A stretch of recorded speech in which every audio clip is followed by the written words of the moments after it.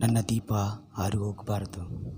ಯಾಕೆಂದರೆ ಕರ್ತನಾಗಿರುವ ಕ್ರಿಸ್ತನ ಶಿಲುಬೆಯ ಮೇಲೆ ತನ್ನ ಮರಣವನ್ನು ಕೊಡುವುದರ ಮೂಲಕವಾಗಿ ಆತನು ಕೊಟ್ಟಿರುವಂಥ ಜೀವನ, ಆತನು ಕೊಟ್ಟಿರುವಂಥ ರಕ್ಷಣೆ, ಆತನು ಕೊಟ್ಟಿರುವಂಥ ತಲಾಂತು, ಆತನು ಕೊಟ್ಟಿರುವಂಥ ಘನತೆ, ಆತನ ನಾಮ ಮಹಿಮೆಗಾಗಿ ಈ ದೀಪ ಈ ಲೋಕದಲ್ಲಿ ಅದು ಬೆಳಗುತ್ತಾ ಇರಬೇಕಂತ ದೇವರು ಕೇಳ್ತದೆ.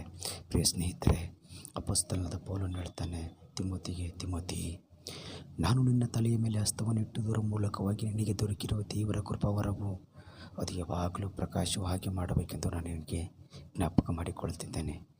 ದೇವ ಜನರೇ, ಈ ದೀಪ ಕಾಪಾಡಿಕೊಳ್ಳಬೇಕು. ಯಾಕಂದರೆ ಈ ದೀಪವನ್ನು ಆರಿಸುವಂಥ ಸೈತಾನನು ಆಧ್ಯಾತ್ಮಿಕ ಜೀವಿತವನ್ನು ಆರಿಸುವುದಕ್ಕೆ ಹೊರಟಿದ್ದಾನೆ.